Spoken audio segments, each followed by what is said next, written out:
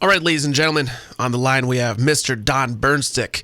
So first of all, Don, how have you been? And tell us a little bit about what the COVID is like in your area.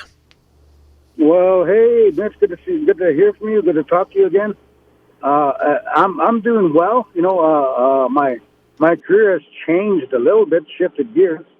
And I'm not less busy, but all my shows have been online because I can't travel. So I'm doing lots of Zoom, lots of community shows online, lots of staff stuff. So I'm actually busy. Actually, I'm more busy now because I'm not traveling. Because usually a big chunk of my work was traveling to the events. Now all my stuff is out of my house.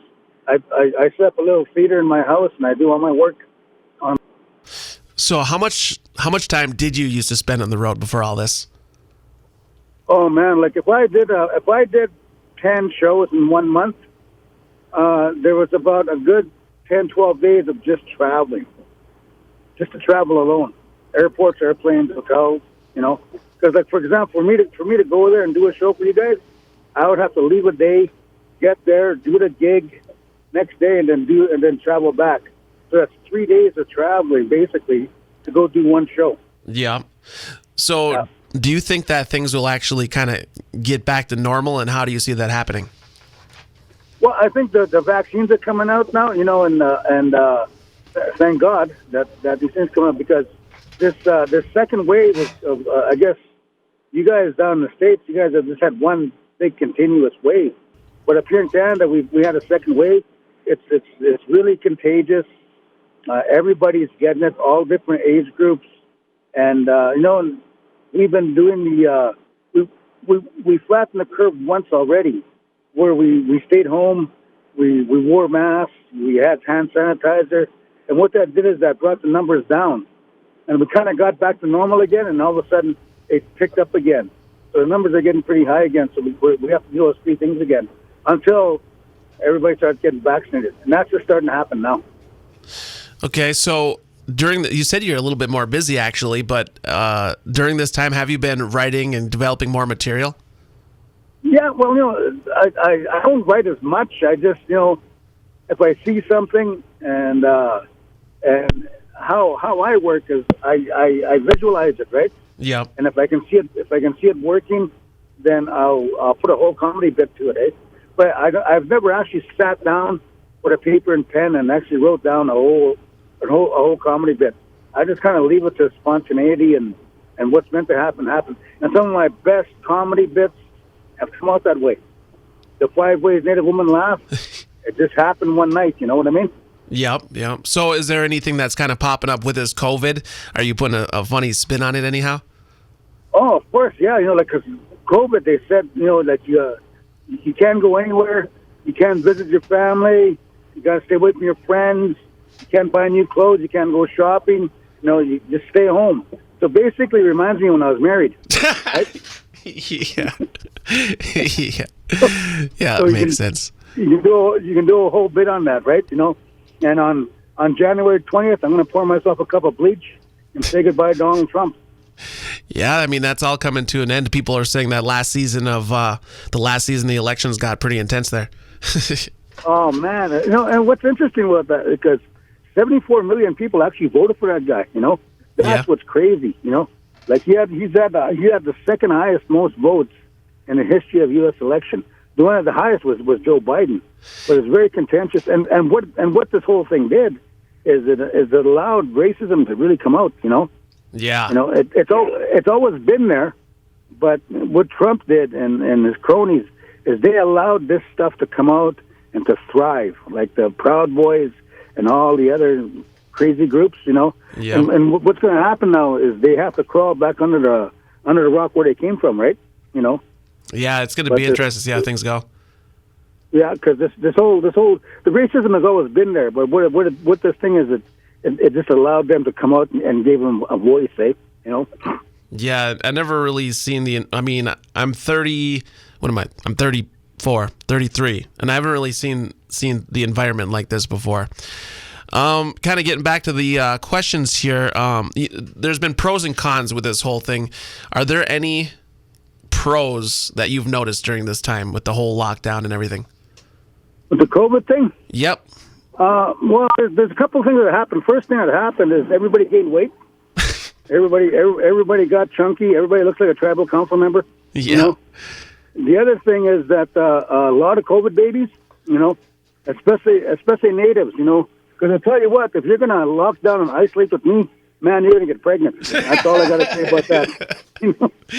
Yeah. It's going to be a whole new generation. That's right. And the other thing is there's some COVID breakups, right? Because if you isolate with somebody 24 hours a day, 7 days a week, you get sick of them. And there's been some COVID breakups, eh? So some battles. Yeah, so there's some single aunties out there just raring to go. I'm good to go. I'll be down there soon.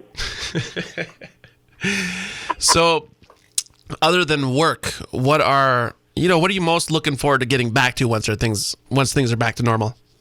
My family, my friends. You know, the thing is, like I said, the numbers went down up here for a good part of the summer and the spring and the fall. So I golfed a lot. That's probably the most I've golfed. It's one of the things I really, really enjoy. So if I didn't have golf this summer, I probably would have went crazy. But I've golfed a lot. And for me, I just miss people, eh? I miss the crowds. When I'm doing my shows, I miss the laughter, the roaring laughter. I miss people moving around their chairs, hitting their friends, laughing. And I don't see that when I'm doing my show. I'm looking into my iPhone, you know, and just my dog's my live audience, right? Yeah. It's crazy, you know. So when this whole thing happened, especially in the spring, when they told us to isolate and to stay home and all this kind of stuff, I got lonely. Like I got really lonely. I was gonna like snag. I was gonna shack up, you know. Yeah. But then I thought about it. Like I really thought about it because I was lonely, right? So I decided to get a dog. Okay. Yeah. You know, because I'd rather pick up poop once a day than put up with shit every day. Yeah. Because I know if I shack up with somebody, she's going to be giving me shit every day. Yeah, that dog will be happy to see you every day. Yeah, at least dog's happy to see me, you know. Yeah. You know. So that's another thing I put together is a comparison to shacking up or getting a dog. I just rather get a dog, you know. I can't wait for the next special. Here's a good one. It's for me, anyways. I've been going to the microwave noodles. What's been your quarantine meal? What's been your lockdown food? Do you order in or you cook for yourself? You know what actually has happened is I've gotten to be a pretty good cook. You know. Yeah. When I was married a few years back, my wife would never let me cook. She always wanted to cook for me. But when I became a bachelor, I started learning how to cook. And then this last year, I actually started getting recipes and following directions. And I've become a pretty good cook. I make homemade spaghetti really, really well. I make beef stew really well. Ooh. You know. Yeah, you know. I try to stay away from the fry bread. I eat 12-grain bread. I rarely eat bread because I don't want to get diabetes, right? And I know I have a lot of friends who are my age and they eat fry bread every day and then they got diabetes. You know. So I try to stay away from that wheat stuff, you know. Yeah, gotta eat as good. much as I can. Yeah. So I lost a little bit of my quarantine body. Lost a little bit of it. That's good. I think that's another pro. It seems like a lot of people are getting a little bit more health conscious during this time. Well, yeah, you know, there's all this push-up challenge and stuff like that. Yeah. You know, and when I first started doing the push-up challenge, I just lied on my belly and I kind of rocked back and forth, you know. Yeah. I didn't have to do it. I had to roll on my belly, right? Yeah. But now the belly's kind of going away, so I'm not to start doing push-ups. Yep. So what about new hobbies? You develop any new hobbies during this quarantine time? You know, I was gonna get my easel out, and I was gonna get back into painting. I used to like painting landscapes and abstracts and stuff like that. I was actually gonna start doing that and open up a little art studio in my office there. But then what happened is that when people realized that this COVID thing is going to last for a long time, everybody started having their conferences, their staff meetings, their community events. They started having them online, and they said, "We need some entertainment. We need a speaker. Let's get a hold of Don." You know, and so I got busy. I got really busy doing that. And like singers can sing the song, right? They can hold an instrument and they can play the instrument. the hardest thing to do online, especially with no audience, is comedy. The timing has got to be good. You really got to have good material, and you got to know your audience. I've seen a lot of comedians try to do online shows, and they bomb. It's terrible. They don't have it. And these are really good comedians that just bomb because they just don't have those things. The timing, they don't know their audience, so those kind of things. So I've been very, very lucky to hang on to that. You know. Yeah.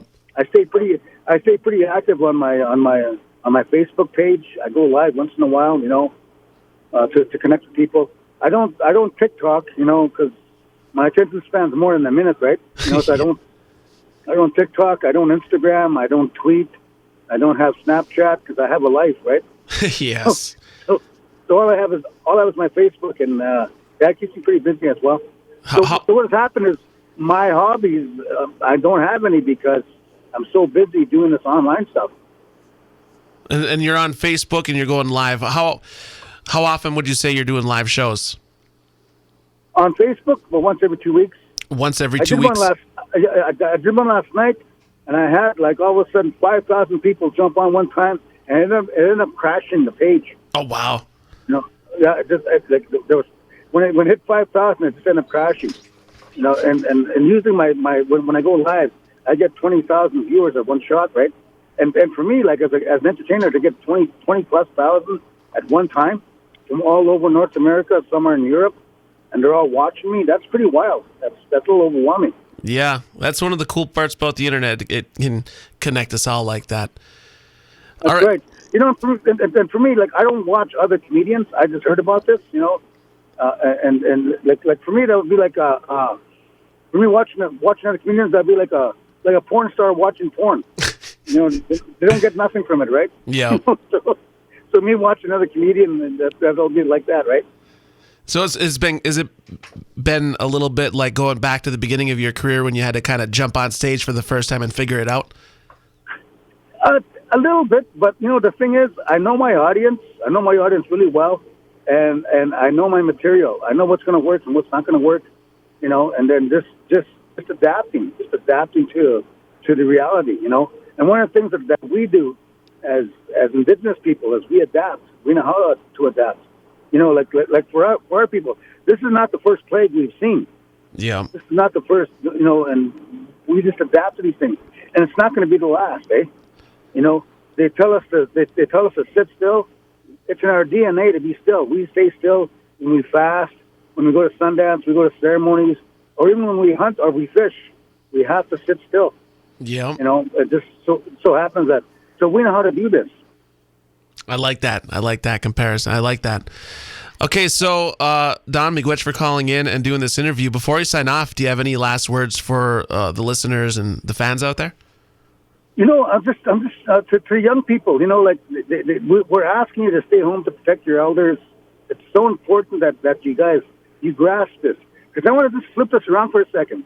We as middle-aged people, I'm middle-aged. I'm going to be an elder soon. You know, if the government or professional people, they came up to us and they told us, listen, you guys have to stay still to protect all the youth and all the children. You have to do it. If you don't stay still and you don't stay home, your children are at risk and there's a good chance they're going to die. I'll tell you what, we would do it. Us middle-aged people, us elders, we would stay home to protect the kids. And my question is, how come the young people can't do that? How come they can't stay home to protect their elders? That's all we're asking them to do, but they cannot do it, eh? They won't do it. They just refuse to do it. So there's that real divide there, that separation of respect, eh? You know? And that's my message. We would do it for you. Why can't you do it for us?